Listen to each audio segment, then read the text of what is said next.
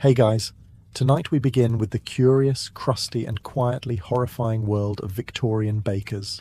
Men who rose before dawn, worked beside ovens hot enough to bake a small mammal, and unknowingly poisoned their neighbours one sourdough at a time.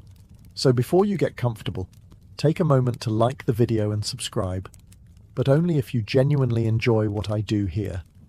And let me know in the comments where you're tuning in from and what time it is. It's always fascinating to see who's joining us from around the world. It's 4 a.m. in Victorian London. The streets are quiet except for the occasional horse that forgot it's been dead for 2 days. The smog hasn't quite thickened yet, but give it time. You, however, are already awake. Not because you love mornings, not because you're a hustler or believe in early bird philosophy. No, you're a baker. And in this era, that means you rise before God does. You drag yourself out of a straw mattress so stiff it could legally be classified as furniture and punishment. There's no coffee, no alarm clock. Just your internal sense of dread and the sound of your neighbour coughing up a lung, possibly his third this week. You slip into your baking clothes, a flour-stained apron, and the vague hope that today, maybe, you won't pass out near the oven. The bakery is less cosy pastry shop and more gas chamber with a chimney.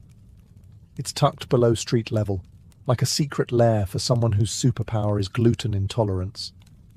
You descend into this flowery pit of despair while muttering something that might be a prayer or just a wheeze. Lighting the oven requires skill, courage, and fingers you're willing to sacrifice. Victorian baking ovens weren't precisely calibrated gas ranges. They were brick furnaces powered by coal and regrets. The fire must be kept roaring from before dawn until the last loaf is sold, or until you accidentally ignite your own eyebrows, whichever comes first.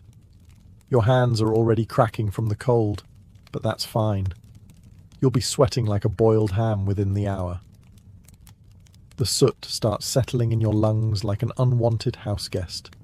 There's flour in your nose, your ears, your thoughts. You sneeze, and a small cloud puffs out. The apprentice laughs. You consider baking him. The worst part.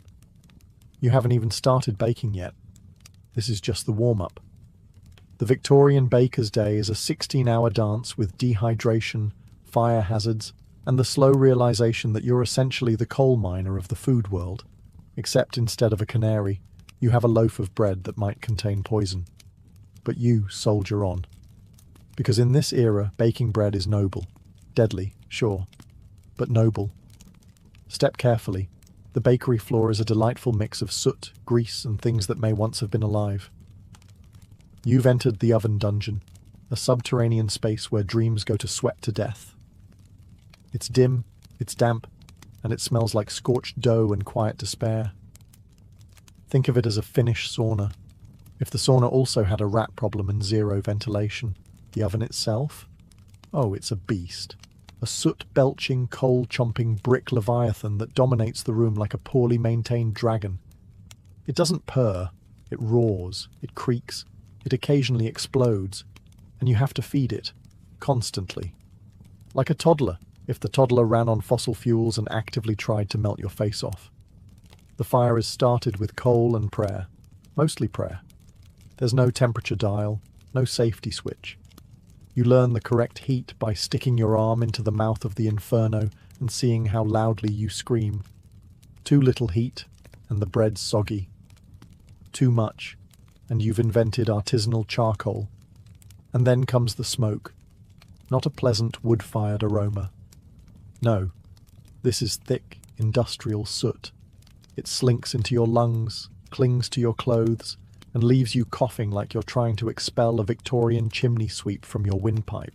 You're sweating already. It's 5 a.m. and you're wetter than a fishmonger's handshake. Your clothes stick to you. Your hair is plastered to your face, and there's still 14 hours to go. Some bakers tried wrapping wet rags around their necks for relief, a kind of pre-modern cooling device. Others just gave up and embraced the moist suffering. There are no windows, by the way. Why would there be? Natural light might lift morale, and we can't have that. The only illumination comes from the flickering oven glow and a single oil lamp with the brightness of a dying candle. And just when you think you've adjusted, the door swings open and in comes the delivery boy, tracking in street dirt, a breeze of cold air, and the faint reminder that there's a world outside not made entirely of carbon particles. But you stay, because the bread must rise, even if you don't. Now it's time to actually make the bread. You know, the thing your entire job is named after. Easy, right? Flour, water, yeast, maybe a pinch of salt. That's all it takes. Except, welcome to Victorian England, where everything is either unaffordable, poisonous, or mysteriously glowing in the dark. Let's start with the flour. The good stuff is expensive, imported, clean, pure.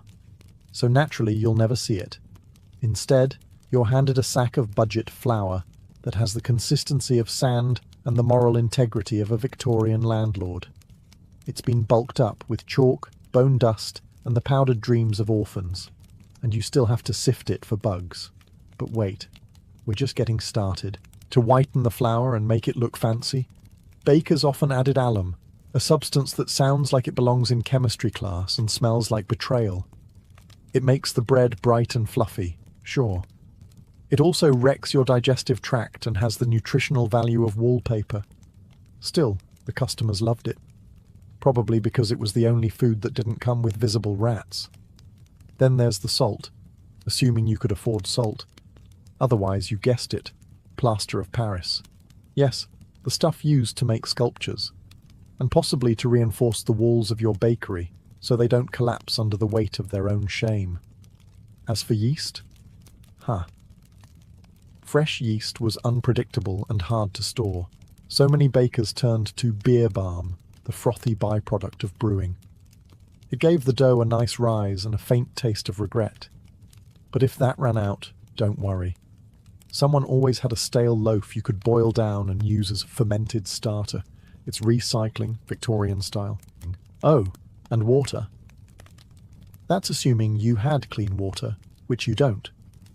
What you do have is something that once flowed near a tannery, and now has the colour of weak tea and the aftertaste of cholera. So you mix it all up in a giant wooden trough that hasn't been washed since the reign of Henry VIII. A few stray hairs, maybe a fingernail. Just call it rustic. And voila, your dough is ready. Or cursed. Possibly both. Ah yes, alum. The Victorian baker's favourite not-so-secret ingredient. If the 1800s were Hogwarts, then alum would be the shady spell you found scribbled in the margins of an old mouldy cookbook. Whiteness maximus. Side effects may include organ failure. Let's get this out of the way. Alum wasn't added for flavour, nutrition, or culinary flair. It was added for appearances. Because in the age of grime, soot, and industrial sludge, people wanted bread that looked clean. And nothing says clean like powdery whiteness achieved through aluminum sulfate, a compound also used in tanning leather and pickling body parts. Charming. Bakers discovered that tossing in a pinch, or several fists of alum, made low-quality flour appear high-end. It fluffed the dough, gave it that pristine white crumb, and tricked the average customer into thinking they were eating something safe. And who could blame them? You're not buying artisanal sourdough from a bearded hipster in 1842.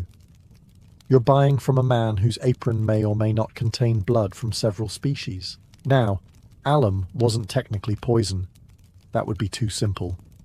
Instead, it was a slow-burn gastrointestinal nightmare. Frequent consumption caused stomach cramps, vomiting, and long-term damage to the kidneys and bowels.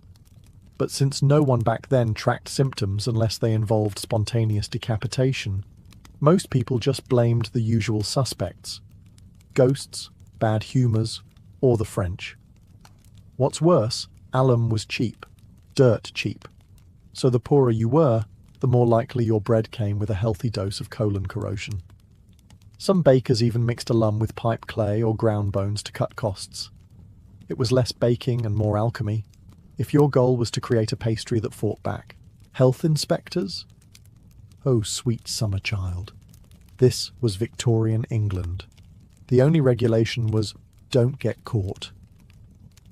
A few reformers tried to raise awareness about alum, publishing pamphlets with titles like Deadly Bread and the Working Man's Intestines, but most people kept eating whatever was available, because hunger has a way of dulling one's interest in chemistry.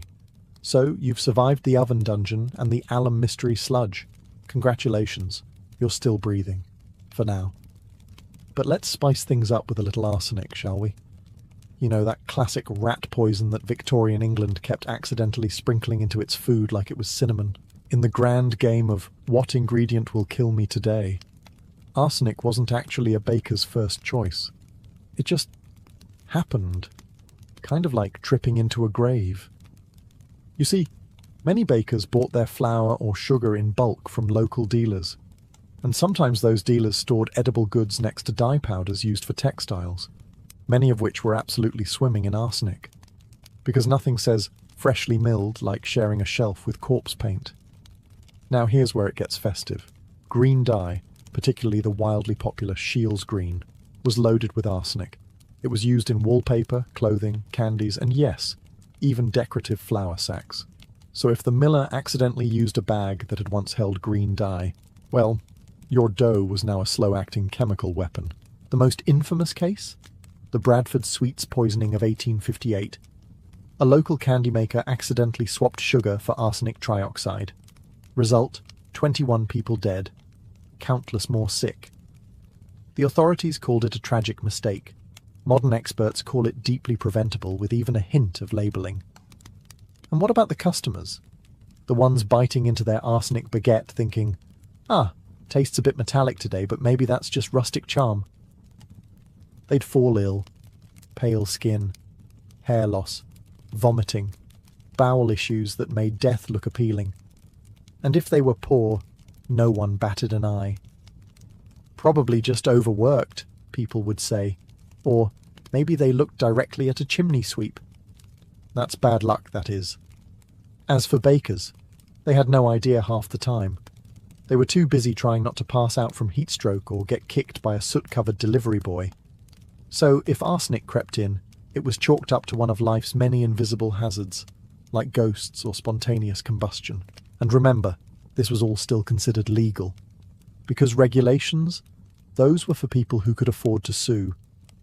Imagine walking into your local bakery. You expect the faint smell of fresh bread, a clean counter, a cheerful baker in a tidy apron. Now erase all of that from your mind, set the whole thing on fire, and replace it with a shirtless man sweating into a wooden vat while whistling through 3 missing teeth. Congratulations. You've arrived at the average Victorian bakehouse. Hygiene standards?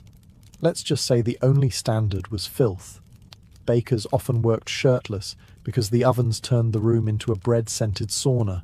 That would be fine, if not for the fact that most of them also had skin conditions, open cuts, and the general complexion of a chimney sweep with seasonal scurvy. Gloves? Not a thing. Hairnets? A joke. Shoes? Optional. 1 foot infection away from becoming the secret ingredient in tomorrow's crumpet. The flour would stick to their sweaty chests, the dough would cling to their arms, and by the end of the shift, they looked less like craftsmen and more like ghosts made of glue. Now, you may be wondering, surely the bakery itself was at least cleaned? Huh? No. Most Victorian bakehouses were cramped, dark, and riddled with vermin. Rats the size of poodles roamed freely. Flies performed synchronized aerial routines over mixing bowls. Cockroaches had favorite corners. And the walls were often damp enough to grow their own ecosystem. Waste disposal, floor, leftover dough, floor, expired ingredients, mixed into the next batch. Waste not, want not, and remember, flour attracts pests. So the sacks were a buffet for moths and mice, who generously left behind droppings and the occasional corpse. Just more texture for the loaf. Health inspectors did exist, eventually, but they were few and far between, often bribed or simply ignored. And customers? They had no idea. Bread was the staple of the working class diet. As long as it didn't smell like actual death, a loose standard, people bought it, ate it, fed it to their kids. One report described a bakery where the mixing trough also served as a sleeping spot for the owner's dog. Another described rats falling into the dough and being baked in. These stories weren't outliers. They were Tuesday. And yet, Victorians kept eating the bread, because death by loaf was still better than death by starvation. If you thought the only creatures making your Victorian loaf were humans with questionable hygiene and heat rashes, think again. Because in the 19th century bakehouse, there was a second, furrier workforce. Rats. Bold, nimble, unpaid, and utterly uninterested in boundaries. Victorian bakehouses were paradise for rats. Picture it. Flour dust in the air, warm corners, unsecured sacks of grain, and no one enforcing pest control unless a rat physically proposed marriage to a customer. There were reports, not rumours, but actual reports, of rats living inside the walls, the ovens, and sometimes in the flour barrels themselves. It wasn't a pest problem, it was a partnership. Some rats even learned the rhythms of the bakery. They'd scurry out during the early morning mixing, grab a mouthful of dough, and dash off before anyone noticed, or cared. Others were bolder, hopping directly into dough troughs, nibbling on the edges of loaves, or occasionally meeting their fate mid-bake. The phrase crunchy crust might have had a more literal meaning than anyone cared to admit. And the bakers? They didn't always mind. Some saw it as unavoidable, like bad weather or cholera. One man was quoted in a health inspector's journal saying, "At least they take the weevils with them." A glowing endorsement of rat-based quality control, if ever there was one. In one infamous case, a loaf was returned because a rat's tail was discovered baked into the centre. The baker reportedly shrugged and said, "Takes all sorts to make a meal." Lawsuits were rare because customers were too hungry to complain, and too poor to find a lawyer who wouldn't charge in bread. And don't think the rats stayed in the walls. Oh no, they were social, friendly even. Some families reported seeing rats run alongside the bread carts as they made deliveries, a kind of rodent escort service, ensuring the product made it to the market. Seasoned. It wasn't just one or two rats. It was colonies, generations, possibly dynasties. There were likely rat families who passed down stories of the Great Loaf Drop of 43 or the Flour Sack Uprising of Spring. So yes, in the Victorian bakery, your bread might have been kneaded by a man named Thomas and licked by a rat named Gerald. Bon appétit. If you thought the only danger in a Victorian bakery came from arsenic, rats, and shirtless men sweating into dough, allow me to introduce you to the flaming cherry on top. Spontaneous combustion. Or as the bakers called it, not again. Victorian-era bakehouses were basically wooden boxes filled with heat, flour dust, and denial. The ovens were coal or wood-fired monsters, often patched together with spare bricks, good intentions, and whatever hadn't already burned down. They ran constantly, because bread waits for no man, and fire safety inspectors were more myth than reality. Flour dust, in case you didn't know, is extremely combustible, like kaboom levels of flammable. All it takes is one spark, and suddenly your charming neighbourhood bakery turns into a flaming Victorian marshmallow. And that spark, it could come from anything. A dropped coal, a faulty oven door, or the baker's pipe, because yes, they also smoked inside, around open flames, next to clouds of dust, while wearing linen soaked in sweat. Genius, truly. The floors were usually wooden, soaked in oil, yeast, and regret. The walls were stained with soot. And fire buckets? Maybe there was one. Maybe it was filled with flour. Who could say? The worst part. Fires didn't even guarantee renovations. Some bakeries caught fire multiple times and just kept operating like it was part of the ambience. Yes, the roof is gone, but look at that crust. If half the ceiling fell in, they'd just board it up and declare the bread wood-fired artisan style. One London bakery burned down 3 times in 6 years. The city council blamed it on bad luck. The baker blamed it on ghosts. No one blamed the literal oven wedged up against a sack of coal and a hanging curtain. Insurance? Forget it. Most working-class bakers couldn't afford it, so when the place burned, they either rebuilt with donations or went into debt, which is hard to repay when your only source of income just went up in smoke, sometimes quite literally while they were shaping the morning rolls. And yet, they persisted. Because in Victorian England, if your bakery wasn't a fire hazard, people assumed your bread tasted like sadness. If you were a child in Victorian England with dreams of becoming a baker, congratulations. You were likely about to embark on a magical journey known as indentured servitude, wrapped in flour and casual psychological trauma. Baker apprenticeships were pitched to families as golden opportunities. Learn a trade, earn a crust, maybe even open your own shop one day. The reality? You'd be shoved into a bakery at age 10, work 16-hour shifts for years, and leave with scoliosis, flour lung, and a deep resentment of yeast. The training system mostly consisted of doing every single miserable task the master baker didn't want to do. Sweeping floors? You. Stoking fires at 3 a.m.? You. Hauling 80-pound sacks of flour up crooked stairs while being shouted at for bruising the grain? Definitely you. Mistakes were not treated as learning opportunities. They were treated as a personal insult to the master's honour. Flattened a loaf? That's a week of verbal lashings. Burned a batch? Sleep in the flour bin?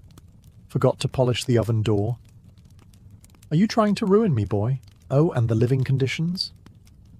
Many apprentices lived in the bakehouse, usually in a cramped loft above the ovens, next to sacks of barley and an elderly rat named Clarence. It was always hot, always noisy, and always smelled like yeast, smoke, and old socks. Nutrition was ironic. You'd think someone surrounded by bread would be well fed, but apprentices often survived on crusts and crumbs. Full loaves were for paying customers. One former apprentice wrote that his lunch was whatever the rats hadn't eaten yet. Inspiring. Physical punishment wasn't common, it was expected. A cuff on the head here, a boot to the backside there. If the master baker had a bad morning, you became the bread. No one intervened. Not your parents, not the law, and certainly not the guilds, who mostly existed to protect the baker's right to underpay you. And yet, many apprentices stuck with it. Because what else was there? Coal mines, chimney sweeping, dying in the street?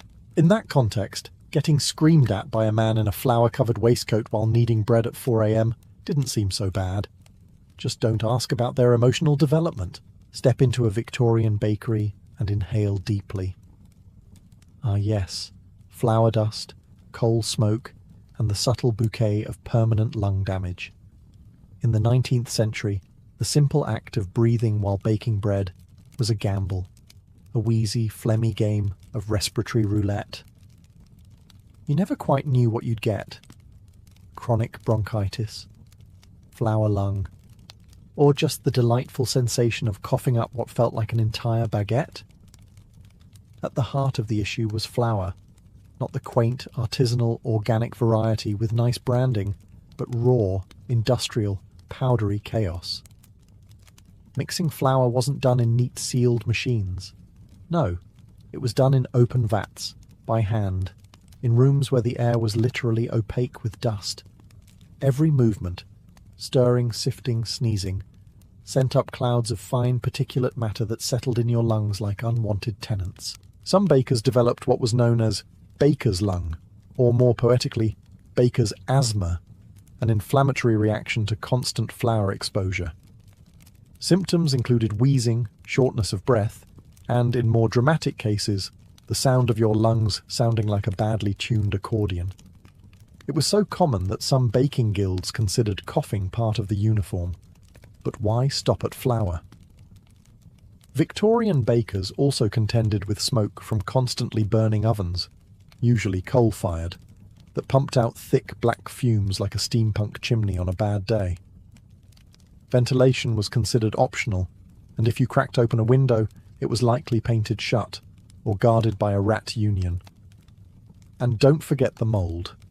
Stale bread and damp flour sacks created a fungal utopia. Breathing in spores was just another occupational hazard. like burnt eyebrows or mild hallucinations from alum consumption. Of course, no one wore masks. Masks were for criminals or actors in questionable theatre. Protection? Maybe a scarf if you were fancy, but mostly you just sucked it up, quite literally, and hoped your lungs would evolve into something bread-proof. And when a baker finally keeled over from respiratory failure, the obituary often read something charming like, "Taken too soon, he rose daily like his loaves, until he did not. Inhale, exhale. Try not to wheeze flour onto the buns." In Victorian England, bread wasn't just food. It was ballistic potential with a crusty exterior. When fresh, it was nourishment. When stale, it became something between a bludgeon and a domestic security system. Let's start with the texture. The average loaf, especially the cheaper kind, could go from soft and fluffy to brick with a handle in less than 48 hours. Bakers weren't known for their preservatives or moisture control. By the third day, your humble dinner roll could chip a tooth. By the fourth, it could crack a window. By the fifth, it was legally considered a medieval weapon in 3 counties. This led to a strange social reality. Bread was both sustenance and self-defense. Want to discourage thieves? Display a week-old loaf in the window. Its aggressive density sent a clear message. Need to settle a score with your neighbour? A strategically lobbed crust could do the trick. Arguments in tenement kitchens often escalated into stale bread jousting matches. It was cheaper than therapy and only slightly more painful. Children, of course, made a game of it. Victorian street kids were already part feral, so when they discovered they could use yesterday's rolls like throwing stones, things got theatrical. Market brawls often ended with someone yelling, "Who threw the crumpet?" while rubbing a suspicious lump on their forehead. The army took notice too. While no one officially armed the Queen's soldiers with baguettes, military rations included hardtack, a form of bread so dry and dense it doubled as a tent peg. Soldiers would carve it into dice, file it into makeshift tools, and occasionally chuck it at each other out of boredom or frustration. One officer allegedly broke a window trying to bite his biscuit. The biscuit won, and then there were the bread riots. When prices rose or loaves shrank, hungry mobs didn't protest with signs. They threw bread back at the bakers, sometimes flaming, sometimes with nails in it. Nothing quite says, "Your prices are outrageous," like being pelted with your own product in weaponized form. So yes, in Victorian times, bread nourished the body, but it also bruised it, and in a pinch, it defended your home better than a constable. Truly, carbs were never meant to be this confrontational. To the average Victorian passerby, the local baker appeared harmless, apron dusted with flour, cheeks ruddy from the oven, smile as warm as a freshly baked bun. But behind that innocent crust lay a dangerous secret. He might have been poisoning the entire neighbourhood. Not on purpose, of course. Probably. You see, bread was a daily staple in Victorian Britain, consumed by the ton. It was the backbone of meals, the edible plate, the one thing poor families could count on to keep hunger, barely, at bay. But here's the kicker. Almost no one knew what was in it, least of all the people eating it. And sometimes, the bakers. With little regulation and zero ingredient transparency, baking in the 19th century often resembled a particularly reckless chemistry experiment. Need the bread to look whiter and more expensive? Toss in a little alum, maybe some chalk. Want it to stay moist longer? Try plaster of Paris. Need to stretch the flour? Bulk it with sawdust, mashed potato, or whatever happened to be lying around that looked vaguely edible. Arsenic? Sometimes. By accident, we assume. Arguably, in many towns, customers began to suspect something was off. Children developed stomach cramps. Elderly people keeled over mid-toast. Dogs refused to eat leftover crusts, which, in a society where dogs happily gnawed on boot leather, was a red flag. Health inspectors, those rare unicorns of public safety, eventually took samples and discovered that yes, in fact, bread contained poisonous metals, ground-up bones, and enough alum to stucco a small cottage. One particularly infamous London baker was found to be padding his flour with pipe clay. Another had been storing dough next to rat poison because convenience, the kicker. Bakers weren't trying to kill anyone. Most were just trying to survive, to keep prices low, loaves big, and profits decent in a cutthroat, soot-covered economy. It was corner-cutting out of desperation, not malice. Mostly. Still, if you ate Victorian bread and lived to see the 20th century, congratulations. You passed a digestive obstacle course that Darwin would have applauded. After everything we've seen, the arsenic, the alum, the rats in the rafters, it's not surprising that baking in Victorian England could literally kill you. What's more surprising is how many unique and unintentionally creative ways dough managed to do the deed. Let's start with the obvious. The oven. That cosy heart of the bakery. It was fueled by coal, wood, or sometimes just pure spite, all of which belched out black smoke and enough carbon monoxide to gently lull you into an early grave. Many bakers died not in dramatic infernos, but slowly and quietly, asphyxiated over time while tending their loaves. A warm death, some said. Still not ideal. Then there was the dough itself. Enormous troughs of fermenting mass, expanding and bubbling like a monster in a Gothic novel. Some bakers, typically apprentices, or anyone with the misfortune of being the new guy, had the task of kneading hundreds of pounds of dough by hand. Imagine being elbow-deep in a warm, sticky vat, while surrounded by mildew, industrial soot, and the constant risk of collapse. One poor soul in Birmingham allegedly suffocated after falling head-first into rising dough. His co-workers thought he was resting. He was not. There were also accidents involving mixing machines when such terrifying luxuries existed. Victorian technology, you'll recall, didn't come with safety switches, or warning labels, or empathy. So when your sleeve got caught in a dough hook, you didn't file an HR complaint. You hoped someone noticed you missing before your kneading arm became kneaded arm. And of course there were the fires. Ovens exploded. Flour dust ignited. Entire bakeries went up in flames because some clerk sneezed near a gas lamp. One notable London fire in 1861 started, no joke, because someone left bread in too long. The lesson? Always set a timer, preferably one that doesn't rely on a traumatized apprentice's internal clock. In the end, Victorian bakers didn't just make food. They risked their lives to make daily poison sound appealing. They worked 16-hour days, inhaled coal, fought rats, dodged explosions, and still got blamed when the crust wasn't golden enough. So next time you nibble a baguette in a cozy cafe, raise a crumb to the soot-stained heroes of the past.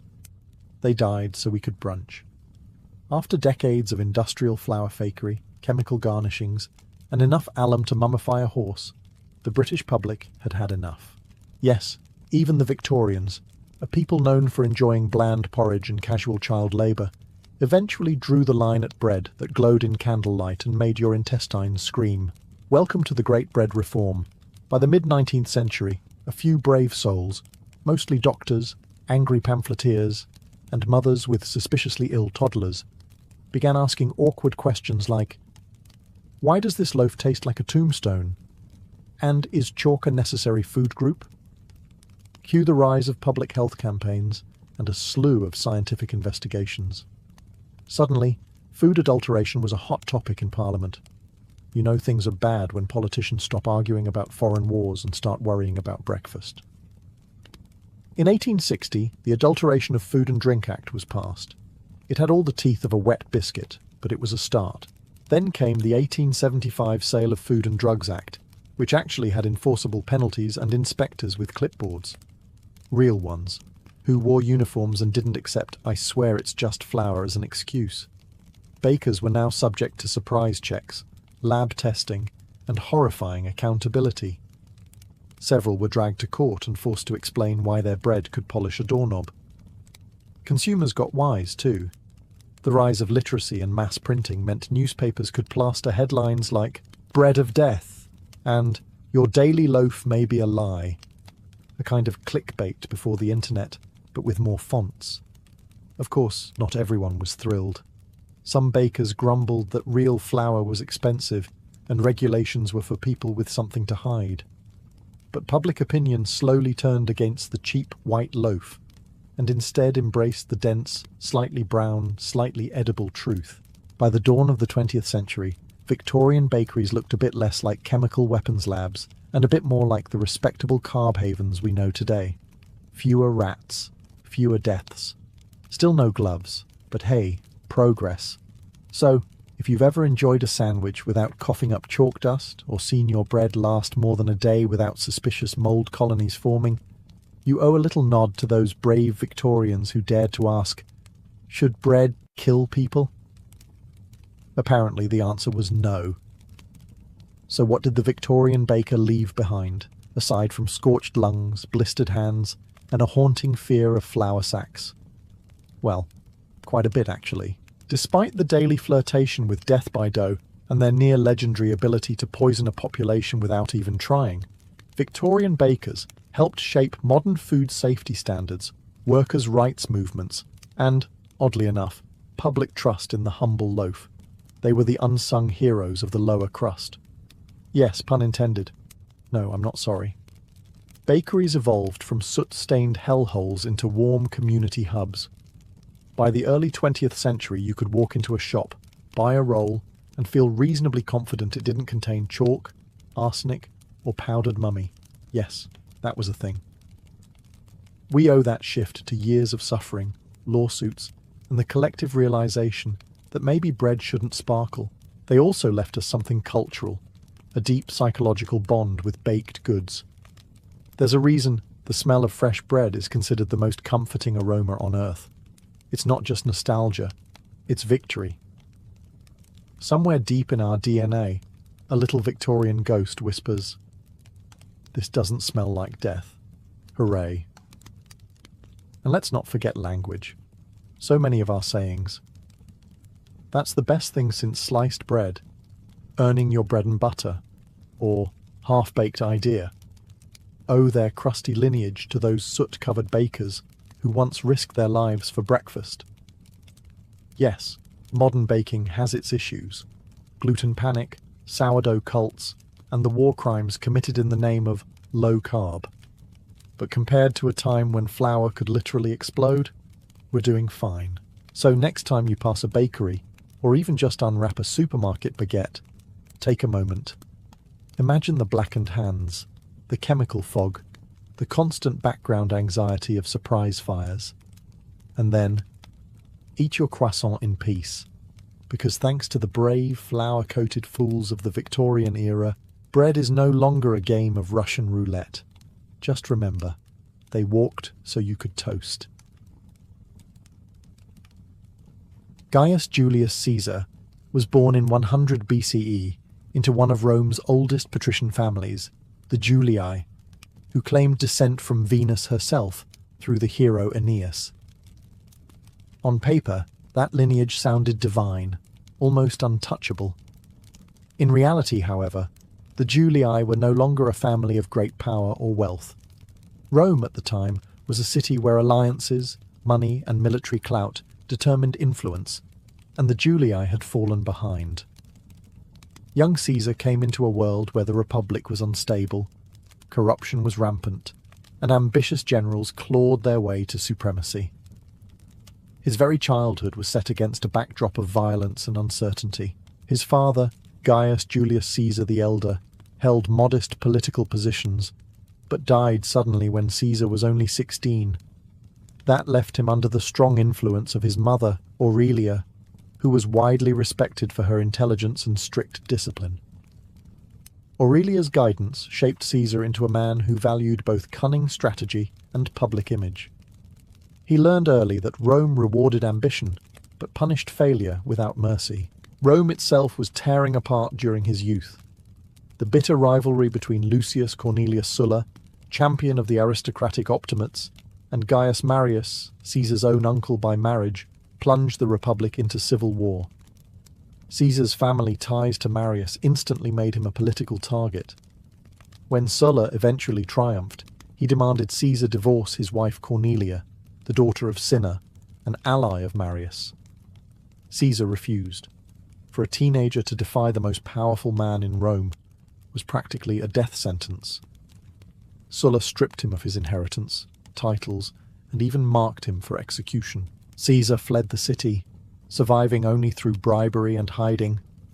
At one point he was forced to move constantly under disguise, shifting from safe house to safe house while Sulla's men hunted him.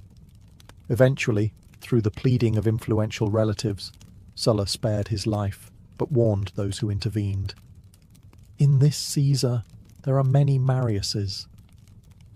It was a chilling prophecy. Even Sulla, the ruthless dictator who had crushed his enemies without hesitation, sensed something dangerous in this young man. From the very start, Caesar's life was marked by risk, defiance, and survival. He had learned that Rome was no place for the timid. To live, he had to be bold. To thrive, he had to be exceptional. After narrowly escaping Sulla's wrath, Caesar's path forward seemed uncertain. Stripped of wealth and position, he turned to the one career that could still elevate a young Roman with nothing left to lose: the military. With no money, no inheritance, and few allies in the Senate, soldiering was his ticket to survival and recognition. He enlisted, and soon proved himself far more than a privileged patrician youth. Stationed in Asia Minor and later in Cilicia, Caesar displayed the kind of daring courage that made commanders take notice.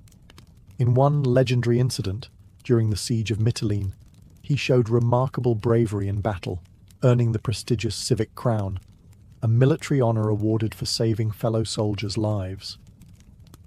To a man stripped of nearly everything, this small wreath of oak leaves was more than a medal. It was proof that glory could be seized on the battlefield, even when denied in politics. But Caesar's exile wasn't only about combat. It was also about survival in a world that mocked weakness. His time abroad hardened him, teaching him the art of commanding loyalty and projecting confidence. He studied rhetoric in Rhodes under the famed teacher Apollonius Molon, honing the persuasive oratory that would later captivate the Senate and the people of Rome alike. His voice would become one of his deadliest weapons, as sharp as any sword. Then came a moment straight out of legend: his kidnapping by Cilician pirates in the Aegean Sea. Most men would have begged for mercy, or quietly prayed for ransom. Caesar, however, laughed at his captors. He told them they demanded too small a ransom for a man of his importance, and insisted they raise the price. During his captivity, he treated the pirates not as masters, but as underlings, reciting poetry to them, ordering them to be quiet when he wanted to sleep, and promising that once free, he would return to crucify them. They thought he was joking. He wasn't. After his ransom was paid and his freedom secured, Caesar raised a small fleet, hunted the pirates down, and captured them. True to his word, he had them crucified, though, displaying that peculiar blend of cruelty and mercy that would define him, he first ordered their throats cut to spare them prolonged suffering. This episode crystallized Caesar's character: audacious, ruthless when crossed, and utterly unwilling to be diminished. He was no longer just a young noble running from Sulla's vengeance. He was a man learning how to bend fate to his will. When Caesar returned to Rome in the late 70s BCE, the dictatorship of Sulla had ended, but the city was still fractured by rival factions. It was the perfect environment for a bold young man with charisma, ambition, and a gift for oratory to make his mark. Caesar quickly discovered that politics, like war, was a battlefield. Only here the weapons were alliances, speeches, and bribes. He began with modest offices in the cursus honorum, Rome's traditional sequence of public service. As a military tribune and later a quaestor, he built a reputation for diligence and charm, winning the loyalty of both soldiers and ordinary citizens. Unlike many of his aristocratic peers, Caesar cultivated an image of accessibility. He dressed elegantly but not extravagantly, spoke to the common people with respect, and made it clear that he was on their side against the entrenched elites. It was the first glimpse of his populist genius, the ability to cast himself as the champion of Rome's forgotten masses, while never forgetting his own pursuit of power. Money, however, was always a problem. Campaigning in Rome was ruinously expensive, and Caesar spent far more than he had. He borrowed enormous sums from wealthy patrons like Marcus Licinius Crassus, the richest man in Rome, who saw potential in backing an ambitious politician with the energy to challenge their rivals. In return, Caesar offered loyalty and influence, though he never allowed himself to become anyone's mere client. His career advanced quickly. As aedile, he staged extravagant public games and festivals, filling the city with spectacles that won him immense popularity. Gladiatorial shows, parades, and lavish entertainments thrilled the crowds, even as they sank him deeper into debt. But to Caesar, debt was not a burden. It was an investment in power. He knew that the people's love was worth more than gold, and once he held real authority, creditors would think twice before demanding repayment. Yet Caesar also revealed his cunning in aligning himself with symbols of reform. He honored the memory of his uncle Marius, once declared an enemy of the state, by restoring statues that Sulla had destroyed. This act was dangerous. It outraged conservative senators, but it electrified the public and signaled that Caesar was unafraid to challenge the old guard. By his 30s, Caesar was no longer a man scrambling for survival. He had carved a niche as Rome's rising star, charming, daring, adored by the people, and increasingly feared by the Senate. The stage was set for him to leap from local politics to the global theatre of empire. By the 50s BCE, Caesar had maneuvered himself into one of the most powerful positions in Rome. Through a political alliance with Crassus, the moneylender, and Pompey, the celebrated general, he formed what later historians called the First Triumvirate. It wasn't an official office, but it was a pact that gave Caesar the backing he needed to secure the consulship in 59 BCE. His term as consul was marked by controversy, but it achieved its purpose. He won command of several legions and governorship over Gaul. This would become the crucible where Caesar transformed from an ambitious politician into a living legend. At the time, Gaul was not the peaceful France of today, but a vast, fragmented land of tribal confederations, restless warriors, and endless opportunities for glory. For nearly a decade, Caesar waged campaigns across the region, writing dispatches that painted himself as both the protector of Rome and the genius of strategy. His commentaries on the Gallic War were not just military reports. They were propaganda, carefully crafted to make him the hero of every story. He subdued tribe after tribe, defeating powerful leaders like Ariovistus of the Germans, and later the united Gallic resistance under Vercingetorix.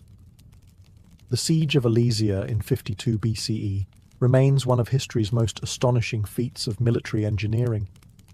Caesar's army built dual lines of fortifications, one facing inward to trap the Gauls, and another facing outward to defend against reinforcements. Surrounded and starving, Vercingetorix surrendered, cementing Caesar's reputation as a conqueror. But these victories were not just about military glory. They brought Caesar immense wealth from plunder, slaves, and tribute. They also gave him something even more valuable, an army that was fiercely loyal to him personally rather than to the Roman state. His soldiers adored him for his generosity, his willingness to share their hardships, and his knack for turning battles into unforgettable stories of valor.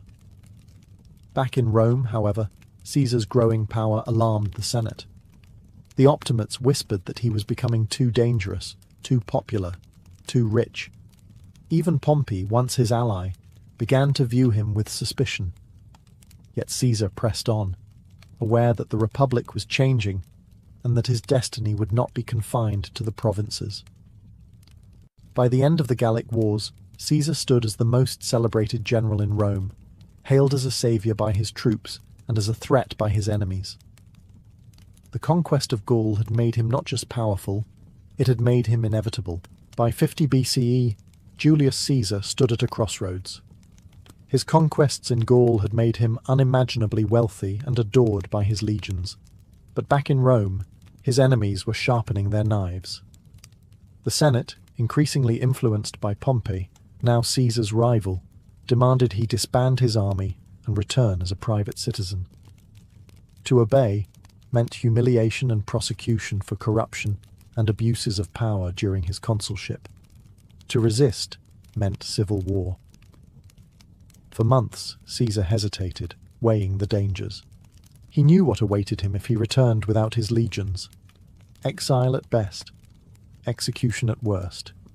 His enemies wanted not just to end his career, but to destroy him completely. To surrender would erase everything he had built. His pride and his survival would not allow it. In January of 49 BCE, the Senate issued an ultimatum.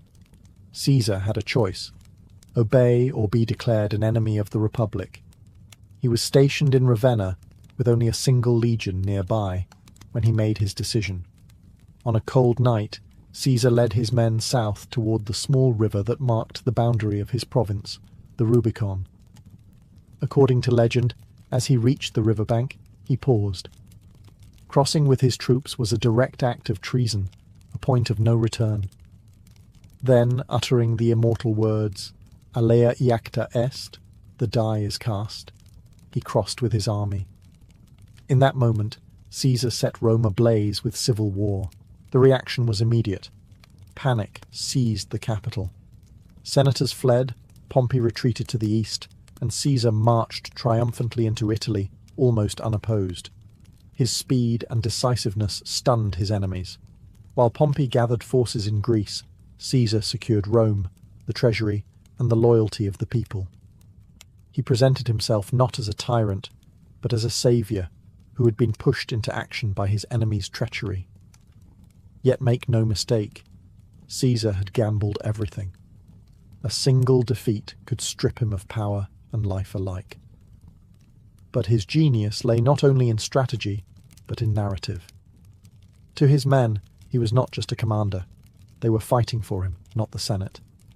To the masses, he was a protector against corrupt elites. The Rubicon was more than a river. It was the dividing line between the old republic and the rise of personal rule. By crossing it, Caesar ensured that Rome would never be the same again. With the Rubicon crossed, Caesar plunged Rome into civil war. Pompey, once his ally, now commanded the Senate's forces, backed by aristocrats terrified of Caesar's ambition. For years, the two titans clashed in a struggle that would decide the fate of the Republic. Caesar's genius was speed. He moved with startling efficiency, seizing Italy, then Spain, then sailing east to confront Pompey at the decisive Battle of Pharsalus in 48 BCE. Against greater numbers, Caesar's disciplined veterans crushed Pompey's army. Pompey fled to Egypt, seeking refuge, but met a tragic end, assassinated on the orders of Pharaoh Ptolemy III. When Caesar arrived, he wept at the sight of his rival's severed head, not only mourning a former ally, but recognizing the dishonor of such a death. Egypt, however, offered more than grief. Caesar became entangled with Cleopatra VII, the brilliant and ambitious queen. Their political and romantic alliance secured her throne and gave Caesar both prestige and scandal back in Rome.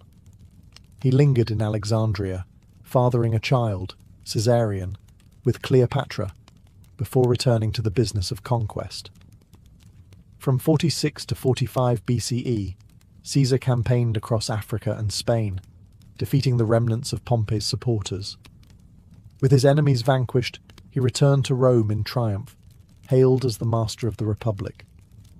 He staged lavish celebrations, showered veterans with rewards, and restructured the Senate, swelling its ranks with loyalists. In 44 BCE, Caesar took the title of Dictator Perpetuo, dictator for life. To many Romans, this was the final nail in the Republic's coffin. His power was absolute.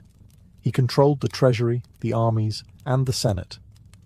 Yet he was not content with mere survival. He sought to reform Rome itself. He introduced calendars, the Julian calendar we still echo today, launched public works, offered debt relief, and extended citizenship. His vision stretched beyond Rome, toward empire. But for all his brilliance, Caesar could not silence the whispers. To traditionalists, he was no reformer. He was a king in all but name, a role Romans had despised since they expelled their monarchs centuries earlier. His honours, his golden chair in the Senate, his statues among the gods, all fueled suspicion that Caesar intended to crown himself. The Republic had not died quietly. It was suffocating under Caesar's embrace. His unmatched power brought stability, but also fear. And fear in Rome was the spark of daggers. By 44 BCE, Caesar stood at the pinnacle of his power. He had reshaped Rome, crushed his rivals, and was hailed as a living legend. Yet the very magnitude of his success bred unease. Rome's senators whispered that he had gone too far. His perpetual dictatorship, his divine honours, even his flirtation with monarchy through Cleopatra, all of it gnawed at the Republic's defenders. The final spark came during the Lupercalia festival. Before the cheering crowds, Caesar sat on a golden chair, robed in triumph. His ally, Mark Antony, approached and offered him a diadem, the symbol of kingship. Caesar refused once, twice. Each refusal met with thunderous applause. Yet the theatre of it all convinced many that he desired the crown, but wished the people to demand it. The Senate, guardians of the Republic's traditions, saw their worst fears confirmed. A conspiracy began to form. Its leaders were men of high standing. Gaius Cassius Longinus, a sharp-eyed senator embittered by Caesar's dominance. Decimus Brutus, once a trusted lieutenant, and Marcus Junius Brutus, whose very name evoked Rome's founding hero who expelled the last king. Caesar had pardoned Brutus after the civil wars and treated him almost as a son, making his betrayal the most shocking of all. The conspirators wrapped their plot in noble language. They were not assassins, they told themselves, but liberators, striking to save the Republic from tyranny. Yet their motives were not all pure. Some feared losing influence, others coveted power. The Senate had long been weakened by Caesar's reforms, and the old aristocracy saw its final chance to claw back authority. They chose the Ides of March, March 15th, 44th BCE, as the day Rome would either regain its freedom or plunge into chaos. Even as whispers spread, Caesar ignored warnings. Soothsayers cautioned him to beware the Ides. Friends sent letters urging him to stay home, and strange omens filled the streets. But Caesar, confident in his popularity and dismissive of danger, brushed them aside. He had survived pirates, Sulla, Pompey. Why fear jealous senators? In truth, Caesar's greatest strength had become his greatest vulnerability, his refusal to believe that anyone would dare strike him. The conspirators sharpened their daggers, cloaked in the guise of patriots, ready to turn the Senate into a slaughterhouse. On the morning of March 15th, 44 BCE, Julius Caesar prepared to attend a session of the Senate in the theatre of Pompey. The day was heavy with omens. A soothsayer had warned him to beware the Ides of March. His wife, Calpurnia, had dreamt of his statue bleeding while Romans bathed their hands in it. Servants reported strange disturbances in the night sky. For a moment, Caesar hesitated, inclined to remain home.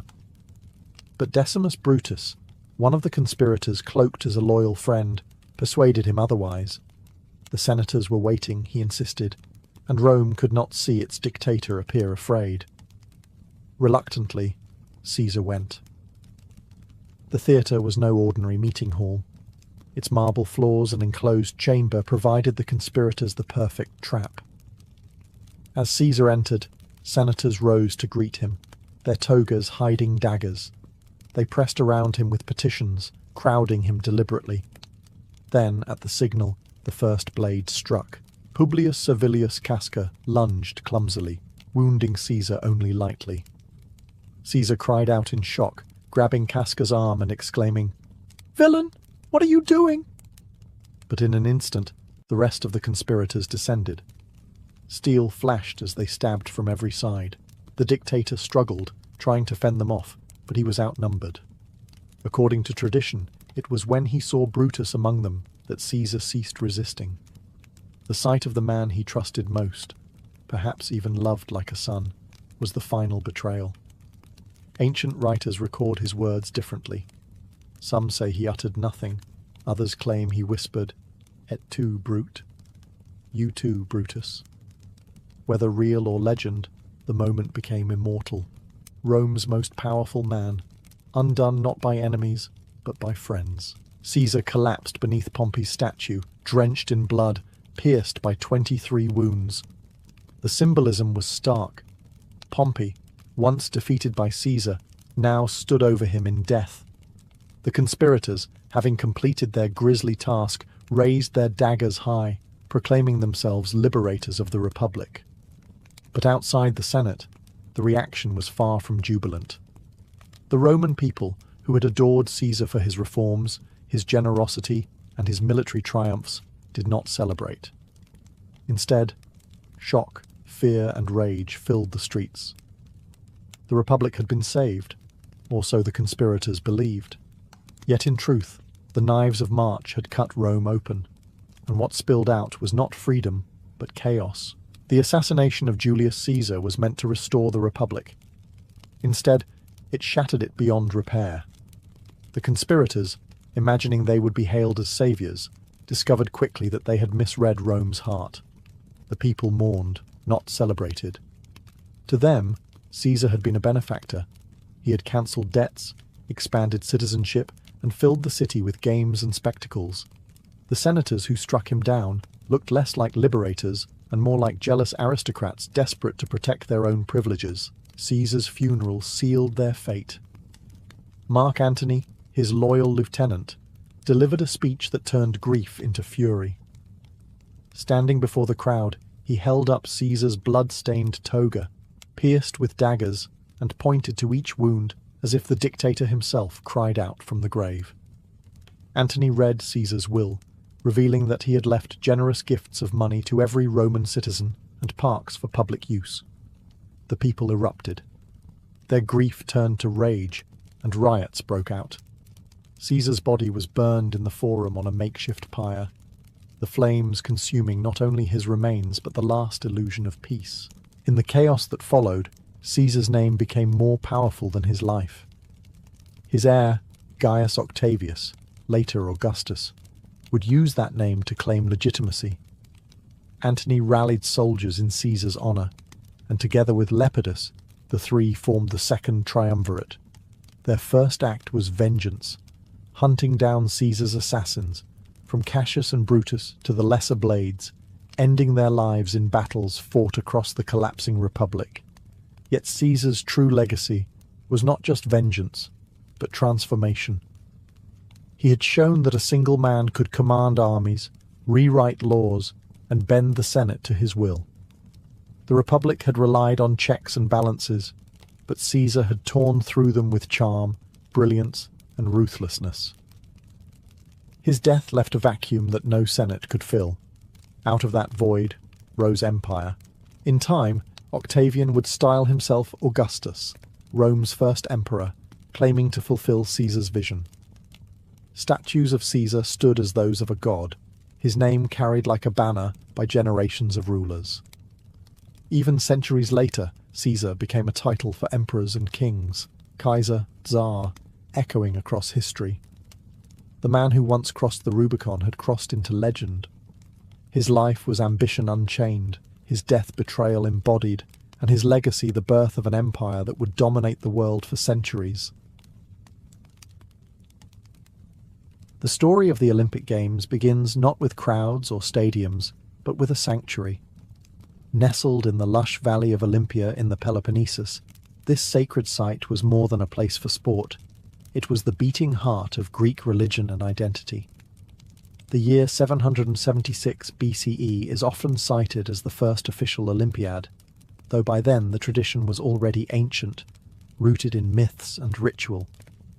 To the Greeks, these contests were not invented by men, but bestowed by the gods themselves. Competing at Olympia meant stepping onto holy ground, where every stride, throw, and victory was an offering to Zeus. The Games were part of a larger festival, lasting several days, centered around sacrifice and worship. Before any competition began, athletes, officials, and spectators gathered at the great altar of Zeus. There, amid the scent of burning oxen and the chants of priests, they swore sacred oaths to honor the rules of competition. This act bound them not only to fairness, but to the gods themselves. Cheating was not just dishonorable, it was impiety. To break the oath risked angering Zeus, and the Greeks feared divine punishment more than any referee's penalty. Olympia itself was breathtaking. Towering above the sanctuary stood the Temple of Zeus, later housing one of the 7 wonders of the ancient world, the colossal statue of the god, seated in majesty. Nearby, olive groves shimmered in the sun, their branches waiting to crown the victors.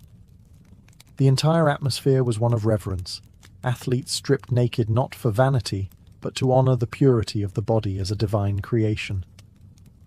To perform unclothed was to show that nothing was hidden, that skill alone determined greatness.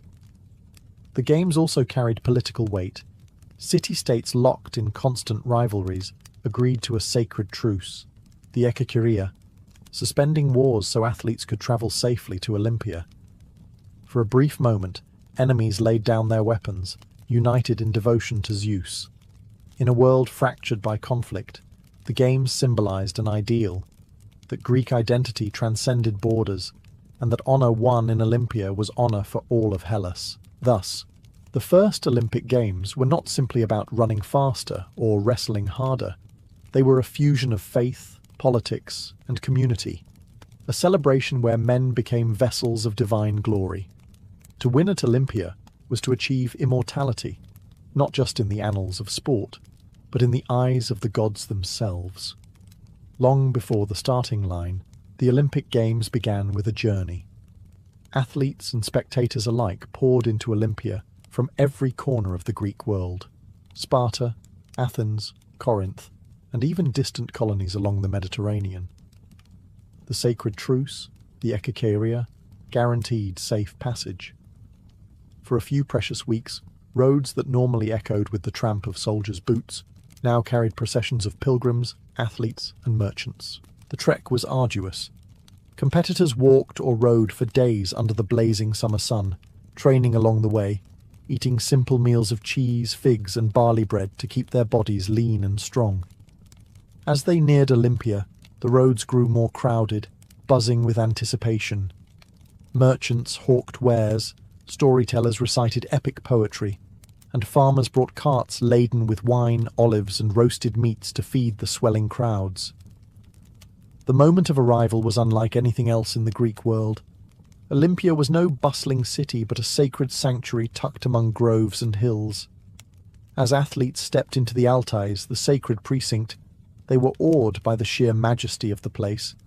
Temples dedicated to Zeus and Hera loomed over the grounds, and statues of past victors stood proudly, each a reminder that glory here was eternal. Every competitor who entered felt the weight of history pressing on their shoulders.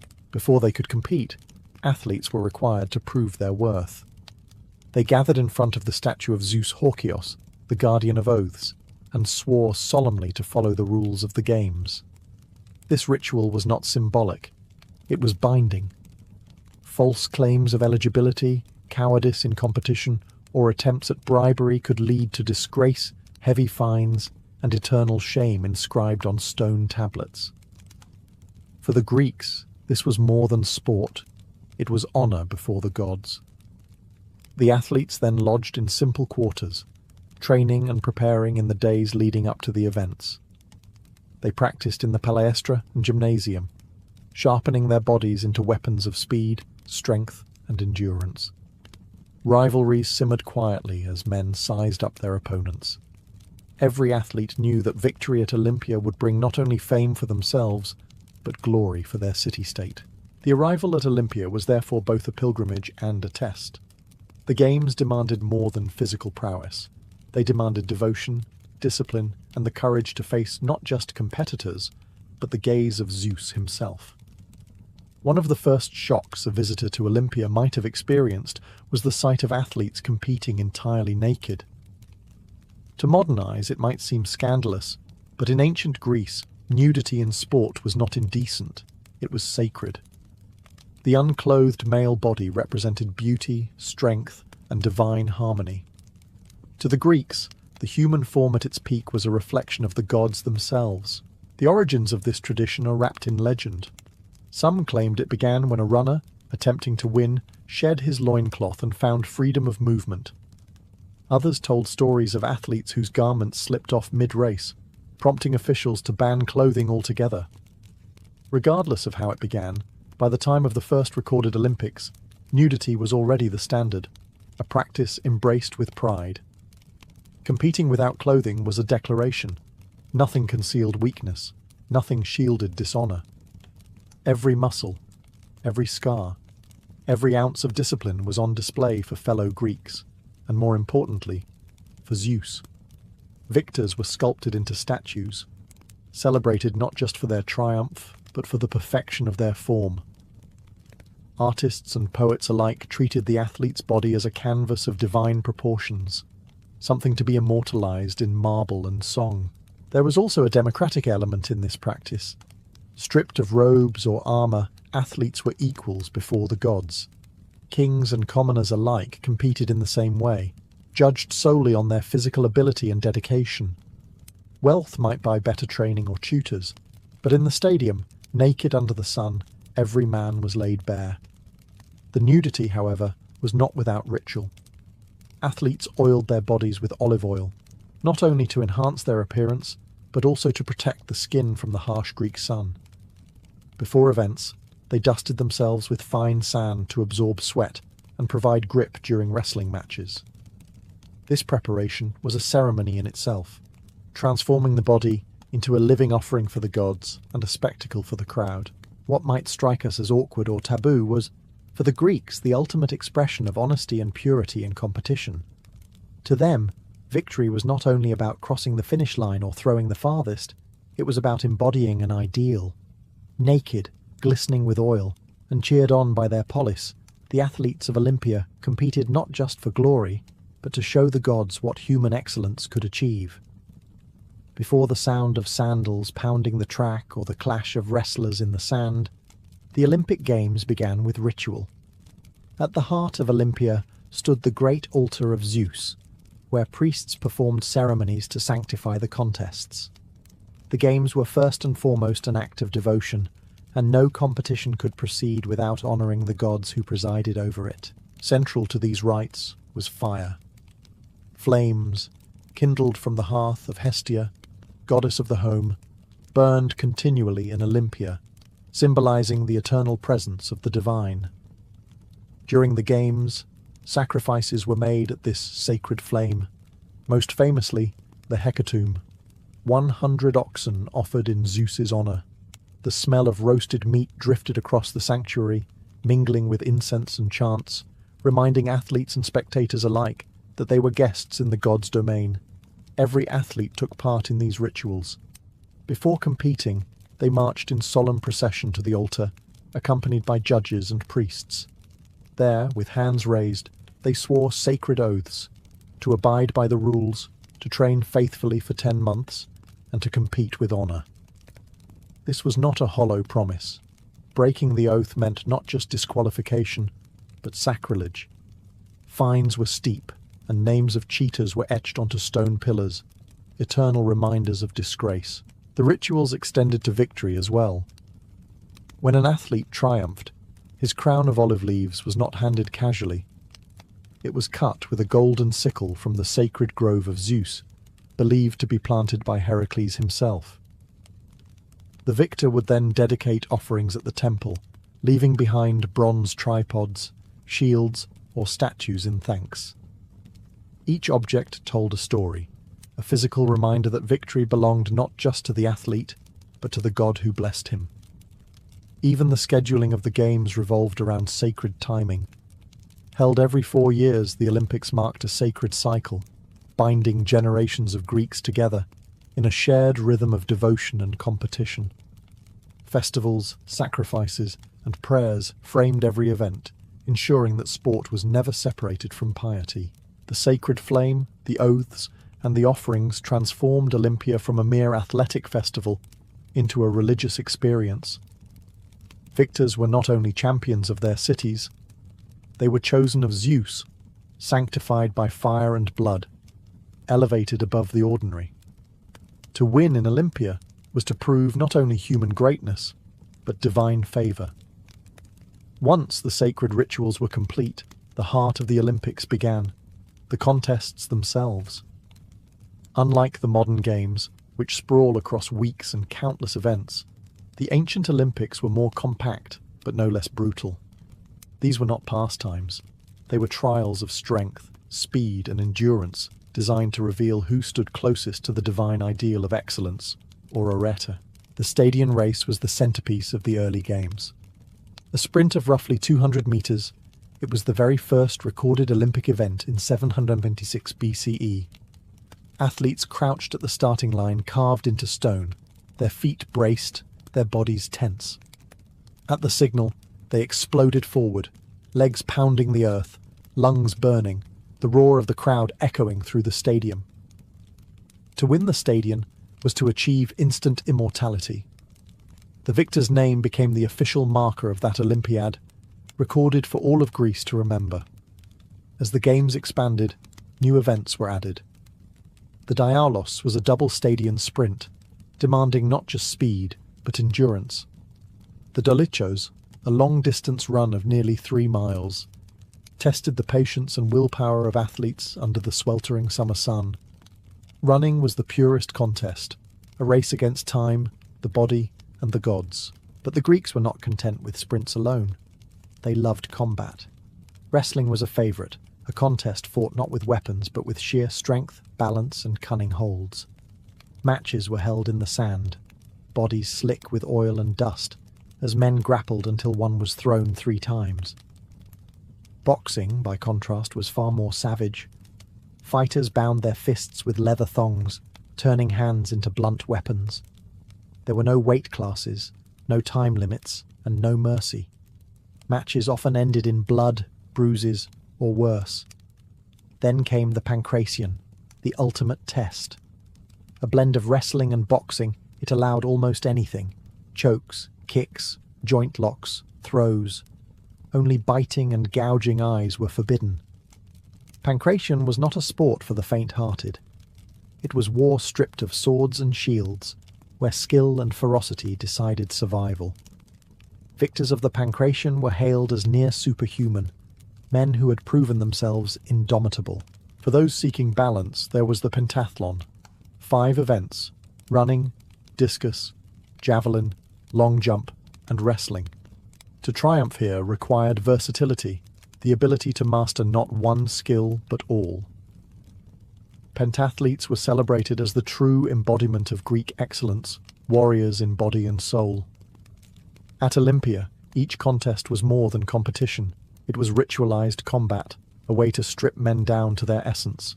To win was glory, to lose was shame. And every race, every strike, every throw was performed under the gaze of Zeus. For the athletes of ancient Greece, victory at Olympia was the pinnacle of human achievement. There was no second place, no silver or bronze. Only one man in each event could claim the olive crown, and that single triumph carried more weight than a lifetime of smaller honours. Winning meant immortality, not just for the athlete, but for his entire polis. The prize itself seemed modest, a wreath of wild olive leaves, cut with a golden sickle from Zeus's sacred grove. Yet this simple crown was worth more than gold. To wear it was to be recognized as chosen by the gods, a man whose excellence transcended mere mortals. Victors were paraded through Olympia, cheered by crowds, and had their names etched into the record of Olympiads. From that moment, history belonged to them. The return home was equally spectacular. Cities celebrated their champions with lavish banquets, public processions, and monuments. Some victors rode chariots through city gates torn down in their honour, symbolising that such glory needed no defence. Sculptors carved their likeness in bronze or marble. Poets composed odes to their victories, and bards sang their names for generations. An Olympic champion was not just admired, he was immortalised, but the rewards extended beyond fame. Victors received lifelong privileges, free meals at public expense, front row seats at festivals, and exemption from taxes or civic duties. Families basked in reflected honor, while the athlete's city-state boasted of its superiority through his strength. In a world of rival police, a single Olympic crown could elevate a city's prestige above its enemies. Yet glory also carried responsibility. Champions became symbols of their community, expected to live as paragons of discipline and virtue. Scandals or failures could tarnish not only their legacy, but their city's reputation. The crown of olive leaves was fragile, but the weight of expectation was immense. And then there was the allure of true immortality. Victors believed their names would echo forever, carried in stone inscriptions and epic poetry. Indeed, many have survived millennia, from Koroibos of Elis, the first recorded stadium winner, to Milo of Croton, the legendary wrestler whose strength became myth. To win at Olympia was to cross the boundary between mortal and divine, to stand among heroes. In the end, the games were not about the prize itself, but about the transformation it signified. A man crowned at Olympia was no longer just a citizen of his polis. He was a legend, carved into the eternal memory of Greece. Although the Olympic Games were framed as sacred devotion to Zeus, politics was never far from the track or the wrestling pit. Every athlete represented not just himself, but his polis, his city-state, and victories were seen as proof of a city's superiority. Olympia became a stage where political rivalries played out, sometimes more fiercely than on the battlefield. When a Spartan won, it was Sparta's discipline and martial training that triumphed. When an Athenian took the crown, it was Athens' culture and prestige that shone. City-states used victories as propaganda, celebrating them in monuments, poetry, and public festivals. The games thus doubled as a soft form of warfare, a bloodless contest that allowed cities to assert dominance without swords or spears. Yet beneath this veneer of unity, tensions simmered. The sacred truce of the Ekakaeria forbade armies from marching during the games, but it did not erase animosities. Some police schemed to bribe athletes or corrupt judges, and when such scandals were uncovered, they exposed the fragile balance between devotion and ambition. To shame a city for cheating at Olympia was nearly as damaging as losing a war. At times, politics invaded the games openly.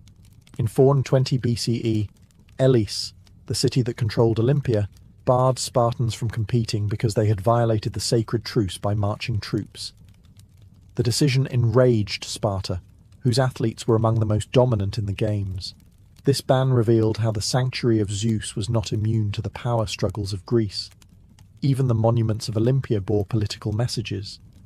Victors dedicated statues to their gods, but some cities commissioned entire treasuries to display their wealth and remind rivals of their might. Walking through Olympia was not just a stroll among temples and arenas. It was a tour of political bragging rights. Every column, every offering, every victory inscription told the story of a city asserting its place in the Greek world. Still, the games also fostered alliances. Rival polis might meet on the track instead of the battlefield, and shared admiration for athletic excellence could soften enmities. Olympia provided a rare stage where the fractured Greek world could imagine unity, however temporary. In truth, the Olympics mirrored Greece itself, proud, divided, ambitious, yet bound together by a shared devotion to gods and glory. Politics might lurk beneath the olive wreath, but it never diminished the spectacle. It only made the stakes higher. For all its sacred fire and lofty ideals, the Olympic Games were not immune to human flaws. Beneath the glory of the victors lay tales of scandal, corruption, and even brutality that reveal a darker side of Olympia's history. Cheating was one of the gravest offences. Athletes desperate for victory sometimes attempted to bribe opponents or officials. When caught, their punishment was severe. Heavy fines used to fund bronze statues of Zeus, known as Zanes, which were placed at the entrance to the stadium. Each carried inscriptions naming the guilty, a public shaming that ensured no one forgot their disgrace. Walking past these statues, Future athletes were reminded that the gods demanded fair play and that dishonor was eternal. Some scandals came from cities rather than individuals. Wealthier poleis sometimes attempted to influence outcomes by providing lavish gifts to athletes or manipulating judges. These acts exposed the tension between the game's sacred devotion and the political rivalries simmering beneath. Even in Olympia, the line between piety and ambition was thin. Then there were the darker stories of the competitions themselves. Boxing and pancration were brutal, often leaving men bloodied, broken, or even dead. Death in the arena was not uncommon, and while the crowd might gasp in awe at the ferocity, it underscored that the pursuit of glory came at a terrible cost. Legends tell of athletes like Arakion, a pancration champion who died in the very moment of victory. His opponent, locked in his deadly grip, signaled submission, even as Arakion took his last breath. Crowned posthumously, his story became both a caution and an inspiration. Ultimate victory could demand ultimate sacrifice. There were also myths that cast a shadow over the games. Some whispered that athletes invoked the gods not only with prayers, but with charms and curses, hoping to cripple rivals. Others claimed that certain victors, too proud in their triumph, drew divine punishment. For the Greeks, hubris, arrogant pride, was as dangerous as any dagger. To overstep the line between mortal and god invited downfall. Yet these scandals and tragedies only heightened the drama of Olympia. They reminded Greeks that the games were not a playground of perfect men, but an arena where ambition, devotion, and human weakness collided. Glory was real, but so too were disgrace and death. At Olympia, the stakes were nothing less than eternal honor, or eternal shame. When the dust settled after each Olympiad, what remained was not only the memory of the contests, but the enduring spirit of the games themselves. The legacy of the first Olympics reached far beyond the stadium at Olympia. It shaped Greek identity, politics, and even the way the Western world would later view sport and culture. For the Greeks, the Olympics became a sacred calendar. Every 4 years, time itself was measured in Olympiads, serving as a common marker for history across city-states, often at war with one another. To speak of an event happening in the 3rd year of the 50th Olympiad was to bind Greek memory to the Games.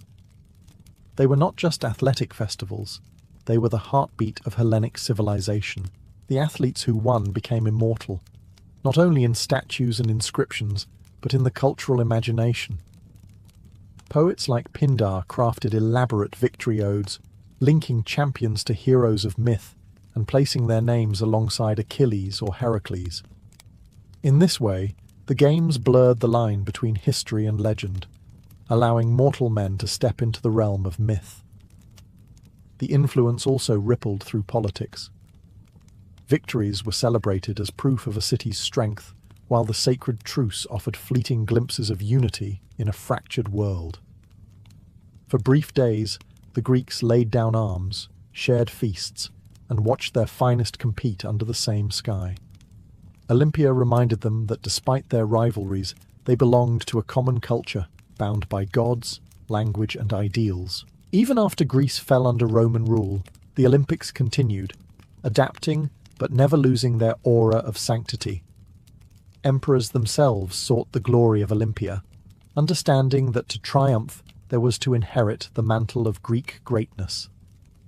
The Games endured for over 1,000 years, a tradition so deeply ingrained that when revived in modern times, they still carried echoes of their ancient soul. The first Olympics set the template. Sport not as leisure, but as devotion. Competition not for wealth, but for honor. Victory not for self alone, but for family, city, and gods. Naked athletes racing beneath the blazing sun. Oaths sworn at Zeus's altar. Olive crowns cut from sacred groves. All of these became symbols of humanity's striving for excellence. Their legacy endures today. Every flame lit, every medal awarded, every nation gathering in truce carries within it the faint but unbroken memory of Olympia, where men once ran, fought, and bled not only for themselves, but for the gods. The Medici family name is now synonymous with wealth, power, and the Renaissance itself, but their story began far more modestly. In the late 14th century, Florence was already a city of restless ambition, alive with the hum of looms, the clink of coin, and the ceaseless chatter of merchants. Banking was becoming the lifeblood of European commerce, and it was here that Giovanni di Bicci de' Medici laid the foundation for one of history's most influential dynasties. Born around 1360, Giovanni was not destined for greatness in the way noblemen or generals were. His gift was quieter, an instinct for finance. At a time when lending money was risky, both economically and spiritually, condemned by the church as usury, Giovanni mastered the art of discretion. He kept interest rates subtle, cloaked transactions in acceptable practices, and made the Medici Bank a model of both profit and prudence. By the early 1400s, his network of branches stretched across Europe, from Rome to Venice, Geneva to Bruges. This was more than a family business. It was the nervous system of European trade. What set Giovanni apart was not just financial cunning, but political awareness. He understood that in Florence, wealth alone was not enough. The city was a republic in name, but dominated by shifting factions of wealthy families. Survival required balance, supporting the common people just enough to win their trust, while never alienating the elites. Giovanni perfected this balancing act. He lent generously to popes and princes, yet positioned himself as a man of the people, modest in lifestyle compared to his rivals. In 1421, he became gonfaloniere, the highest office of Florence, not through intimidation, but by cultivating quiet respect. Unlike other magnates, Giovanni avoided flaunting his wealth. He walked through the streets without a retinue, treated citizens with courtesy, and contributed to civic life. This careful image made the Medici Bank not only prosperous but trusted, a rare and invaluable currency in Florence's volatile politics. By the time of his death in 1429, Giovanni de' Medici had done something extraordinary. He had turned a respectable but ordinary family into one of Florence's leading houses. His wealth would fund the next generation, but his real legacy was subtler. He gave the Medici their reputation for shrewd discretion, political survival, and a vision that reached beyond business into the destiny of Florence itself. When Giovanni de' Medici died in 1429, the weight of the Medici name passed to his son, Cosimo de' Medici. Giovanni had built a fortune, but Cosimo would transform that wealth into something far greater: political dominance and cultural influence. In a city like Florence, jealous of its republican ideals yet constantly pulled by rival families, Cosimo learned that brute force could topple you, but subtlety could keep you in power for generations. Cosimo inherited not just the Medici Bank, but also his father's philosophy: stay useful, stay modest, and never flaunt power too openly. He cultivated allies among Florence's guilds, sponsored civic projects, and earned the trust of ordinary Florentines who admired his down-to-earth demeanour. Yet behind this modest mask was a man pulling the strings of Florence's politics with unmatched skill. The Albizzi family, long-time rivals, accused him of seeking tyranny. In 1433, they briefly succeeded in exiling Cosimo, thinking Florence would thrive without him. Instead, the city's economy faltered. Loans dried up, confidence collapsed, and the people quickly realized how essential the Medici were. Within a year, Cosimo was triumphantly recalled. His return was not simply the restoration of a banker, it was the quiet birth of Medici dominance. From then on, Cosimo earned the title Pater Patriae, Father of the Fatherland. But Cosimo's true genius lay not only in politics, but in patronage. He understood that money could buy loyalty, but art could buy immortality. He funded the reconstruction of San Lorenzo, one of Florence's great churches, and supported the brilliant architect Filippo Brunelleschi in completing the dome of Santa Maria del Fiore, an engineering marvel that still dominates the Florentine skyline. These projects weren't just pious donations. They were visible reminders that the Medici were the lifeblood of Florence. Cosimo also gathered scholars, commissioning translations of ancient Greek texts and fostering the Platonic Academy, where philosophy, science, and art blended into the spark of the Renaissance. By surrounding himself with thinkers and artists, he elevated the Medici from mere bankers to cultural leaders. By the time of his death in 1464, Cosimo had ensured that the Medici were not just wealthy, but indispensable. He proved that Florence's golden age of art and politics could be shaped not by kings or armies, but by a banker who mastered the art of quiet power. Under Cosimo de' Medici, Florence transformed from a bustling mercantile republic into the beating heart of the Renaissance. The city itself became a canvas, and the Medici used it to project their vision of power and beauty. Florence was more than a home. It was the stage on which the Medici dynasty performed, and every street, dome, and fresco carried their signature. Cosimo understood that architecture was politics in stone. His patronage reshaped Florence's skyline. He commissioned Michelozzo to build the Palazzo Medici, a palace both imposing and restrained.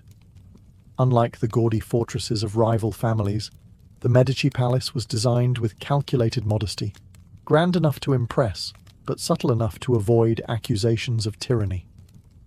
Its austere facade told Florentines that the Medici were powerful, yes, but also humble servants of the city.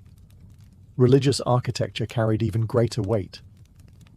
Cosimo funded the rebuilding of San Lorenzo, the family church, and financed Brunelleschi's work on the dome of Santa Maria del Fiore. That dome, soaring, impossible, and awe-inspiring, became Florence's crowning glory, a symbol not only of human genius, but of Medici generosity. Every citizen who looked up at it knew whom to thank. The Medici also turned Florence into a living museum.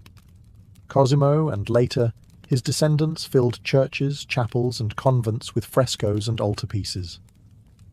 They sponsored Fra Angelico, Donatello, and Ghiberti, artists who elevated sacred spaces into realms of light and colour. Art was not a private indulgence, but a public statement. By beautifying Florence, the Medici secured both divine favour and civic gratitude. Yet patronage went beyond buildings and paintings. Cosimo cultivated Florence as a hub of intellectual life.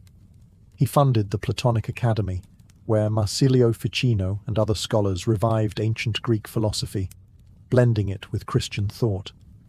In doing so, he created an intellectual current that shaped not just Florence, but Europe itself.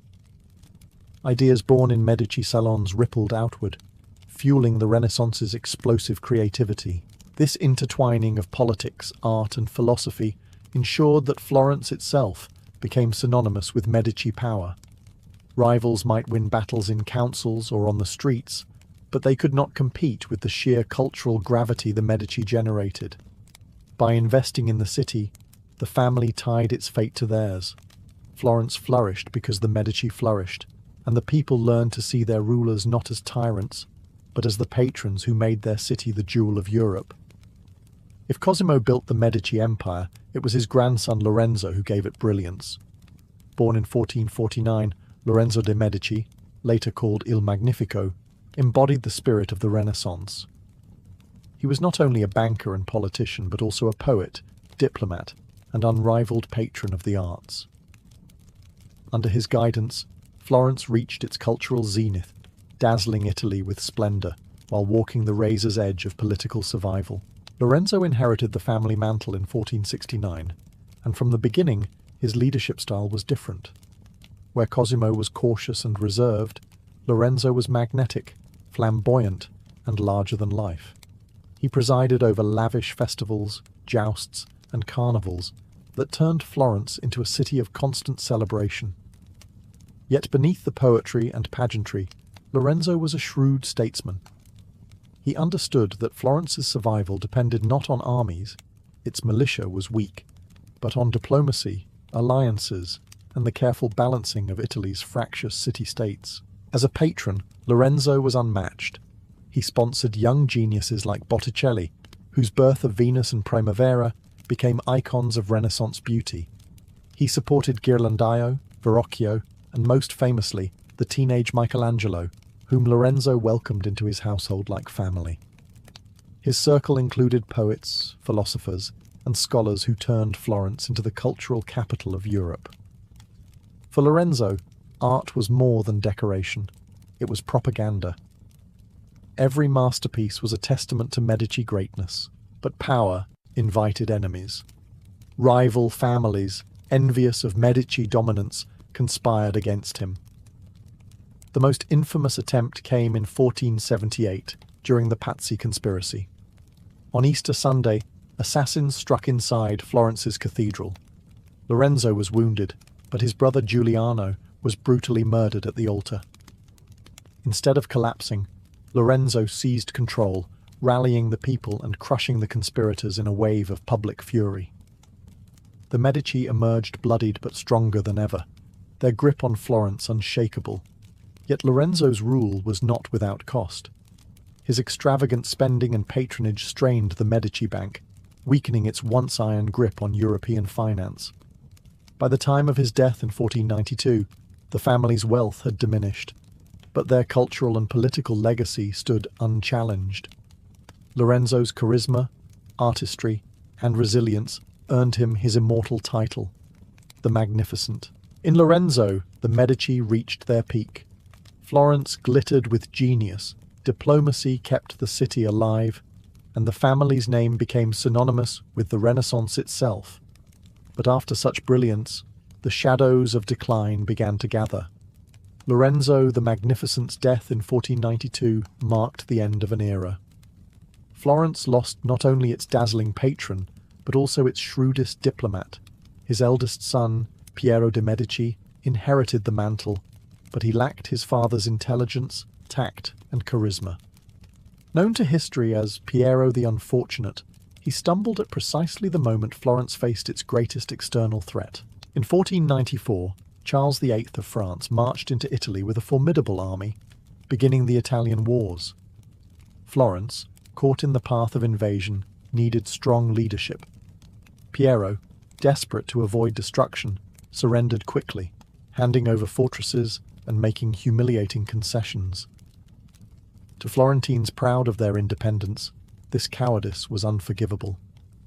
The same people who once cheered the Medici now turned against them. Mobs rose in the streets, and the family that had ruled Florence for decades was forced into exile. Their downfall created a vacuum quickly filled by a new and very different kind of leader, the Dominican friar Girolamo Savonarola. A fiery preacher, he railed against corruption, vanity, and the decadence that the Medici had come to symbolize. Under his influence, Florence transformed into a stern theocracy. The city that once celebrated Botticelli's Primavera now hosted the infamous bonfire of the vanities, where art, books, and luxuries were burned as sinful temptations. The Renaissance glow dimmed, replaced by sermons and fear. Meanwhile, the Medici wandered across Europe, their fortune depleted and their bank in decline. The once mighty Medici Bank had already begun to falter under Lorenzo's extravagant spending and poor management by later branches. As creditors demanded repayment and rivals gained ground, the Medici found themselves stripped of their financial empire as well as their political one. Yet exile was not the end. The Medici retained allies abroad and loyal supporters within Florence who remembered their generosity. The family bided their time, waiting for the tides of fortune to turn. Florence under Savonarola grew restless. His strict rule alienated the people, and eventually he too was overthrown and executed. The stage was being set for the Medici's dramatic return. The exile of 1494 was the family's first major fall, a stark reminder that power in Florence was fragile.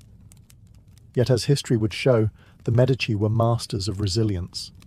Their dynasty would not only survive, but would rise again, reshaped and more determined than ever to reclaim their place at the heart of Florence. The Medici exile lasted nearly 2 decades, but their absence only sharpened the family's instinct for survival. Politics in Florence remained turbulent after Savonarola's fall, swinging between republican government and factional chaos. In this instability, Medici allies saw opportunity. The family, though stripped of power at home, used their vast European connections to plot a comeback. The turning point came in 1512, when a Medici cousin, Cardinal Giovanni de' Medici, leveraged papal influence to secure Florentine restoration. With the support of Spanish troops, Medici forces re-entered Florence and toppled the Republic. After years in the wilderness, the family was back on their ancestral stage. Yet this restoration was different from Cosimo's subtle dominance or Lorenzo's dazzling rule. The Medici of the 16th century returned harder, more authoritarian, and less willing to cloak their ambitions.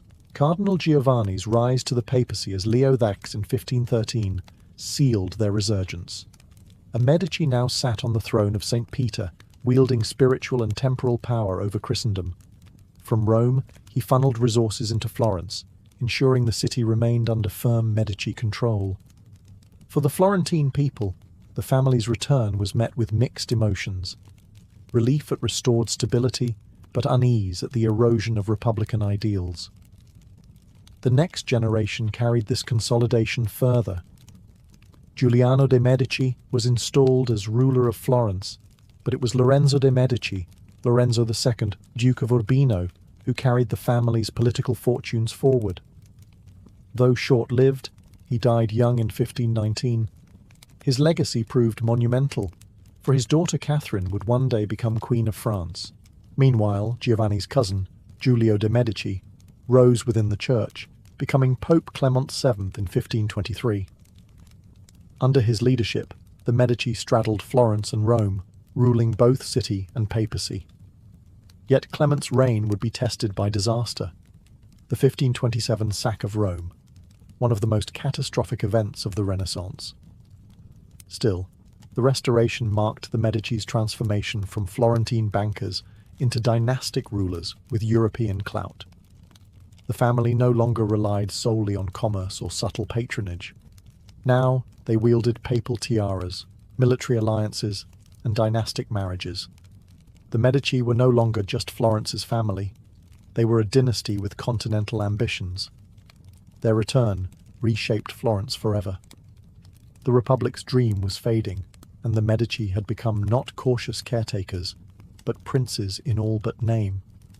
Florence was entering a new chapter, one where Renaissance brilliance walked hand in hand with dynastic power. By the early 16th century, Florence's republican spirit was little more than a memory. The Medici, once careful to hide their power behind the facade of civic institutions, now pursued outright rule. The city that had once expelled them for arrogance was steadily transformed into their dynastic possession. The shift began under Pope Clement VII, who in 1529 brokered imperial support to crush a resurgent Florentine republic. When Emperor Charles V's forces besieged Florence, the city resisted fiercely, inspired by republican ideals and the fiery writings of Niccolò Machiavelli. But after a grueling siege, Florence surrendered in 1530. This defeat ended nearly 2 centuries of republican tradition. Clement installed his illegitimate nephew, Alessandro de' Medici, as Duke of Florence, the first time the family held hereditary, princely authority. Alessandro's rule, however, was short and brutal. Known for his tyranny, he alienated allies and fueled conspiracies. In 1537, he was assassinated by a distant relative, Lorenzino de' Medici, who styled himself a Republican avenger. But rather than restore liberty, Alessandro's death paved the way for Cosimo III de' Medici, a distant cousin from a junior branch, to seize power. Cosimo III proved to be one of the most formidable Medici rulers. Only 17 when he took control, many underestimated him as a puppet of Florence's elites. Instead, Cosimo consolidated power with ruthless efficiency. He crushed opposition at the Battle of Montemurlo, subdued the city's factions, and transformed Florence into a centralized duchy. By 1569, he secured papal recognition as Grand Duke of Tuscany, elevating the Medici beyond Florence into regional rulers. Under Cosimo, Florence's political landscape was reshaped. Republican councils became ceremonial, while real authority flowed through the ducal court. Yet Cosimo balanced his iron grip with lavish patronage. He built the Uffizi, not just as offices, but as a statement of Medici order and artistic dominance. He fortified the city, expanded Tuscan territory, and married into Europe's great dynasties, linking the Medici to Habsburg and Bourbon courts. With Cosimo I, the transformation was complete. The Medici were no longer bankers masquerading as humble citizens. They were princes, their authority sanctioned by the Pope, backed by emperors, and legitimized by bloodlines. Florence's golden republic was gone, but in its place rose a ducal state that would ensure the Medici name endured for centuries. As the Medici cemented their power in Florence and Tuscany, their ambitions spilled far beyond Italy. Through strategic marriages, the family extended its reach into the heart of European royalty. Remarkably, two Medici women, Catherine and Marie, would rise to become queens of France, wielding influence not with banks or palaces in Florence, but with crowns on their heads. Catherine de' Medici, the daughter of Lorenzo II de' Medici, was born in 1519, just as her family's fortunes were being restored. Orphaned young, she became a pawn in Europe's dynastic chess game. In 1533, at only 14, she was married to Henry, Duke of Orléans, the future King Henry II of France. At first, her position seemed weak. Her husband was openly devoted to his mistress, Diane de Poitiers, and Catherine appeared sidelined. Yet Catherine was patient. When Henry became king in 1547, she endured in silence, biding her time. Her true power emerged after Henry's sudden death in 1559. With her young sons too immature to rule, Catherine stepped in as Queen Mother and Regent. For 3 decades, she steered France through one of its darkest periods, the wars of religion between Catholics and Protestants. Ruthless when necessary, she became infamous for the St. Bartholomew's Day massacre of 1572, when thousands of Protestants were slaughtered in Paris. Loved by some, feared by many, Catherine ensured the survival of the Valois dynasty and carved her name into history as one of Europe's most formidable queens. A generation later, another Medici woman, Marie de' Medici, followed a similar path. Born in Florence in 1575, she was married to King Henry IV of France in 1600. Unlike Catherine, Marie was not sidelined. She brought with her immense wealth, strengthening Henry's finances. When he was assassinated in 1610, she too became regent for her young son, Louis XIII. Marie's regency was marked by intrigue and excess. She surrounded herself with Italian advisors, arousing resentment among French nobles, and commissioned magnificent art and architecture, including the Luxembourg Palace in Paris. Eventually, her son pushed her aside, but her influence endured.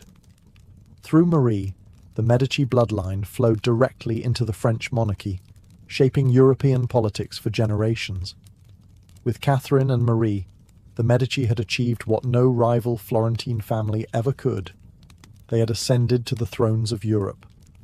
The bankers of Florence were now royal architects of dynasties. By the 17th and 18th centuries, the Medici dynasty had reached both dazzling heights and the edge of decline. The family that once ruled Florence through cunning bankers and dazzling patrons now found itself struggling with dwindling finances, fading influence, and a lack of heirs. The golden age of Cosimo and Lorenzo was long gone, but the Medici name still carried immense weight. The later Medici Grand Dukes ruled a Tuscany that was stable, but stagnant. Without the fire of earlier generations, they became more ceremonial than visionary. Their court remained splendid, filled with music, theatre, and collections of art. But politically, they were overshadowed by rising European powers: Spain, France, and Austria. Florence, once the beating heart of the Renaissance, had become a quieter duchy on the margins of continental politics. Yet even in decline, the Medici clung to their cultural mission. Grand Duke Ferdinando II and his successors continued to support scientists, artists, and thinkers, though never with the transformative force of their ancestors. Galileo Galilei himself benefited from Medici patronage, dedicating discoveries to the family that had so often championed genius. The Medici also poured resources into building collections that would outlive them. Their vast troves of paintings, sculptures, and manuscripts formed the foundation of the Uffizi Gallery and other Florentine treasures that still draw the world's admiration. But dynasties live and die by bloodlines. By the early 1700s, the Medici family tree was withering. The last Grand Duke, Gian Gastone de' Medici, ruled from 1723 to 1737. Unlike his ancestors, he showed little interest in politics, art, or legacy. Childless, reclusive, and often ill, Gian Gastone presided over the final, quiet collapse of Medici authority. When he died, the line ended.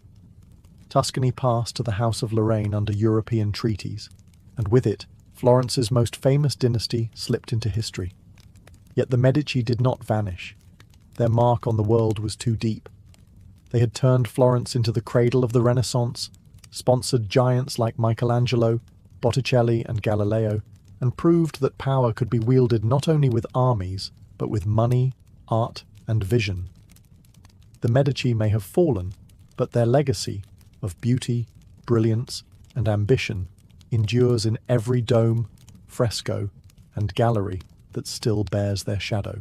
The bankers of Florence had risen to become princes, popes, and queens. And even in decline, they left behind not just a dynasty, but a civilization reborn.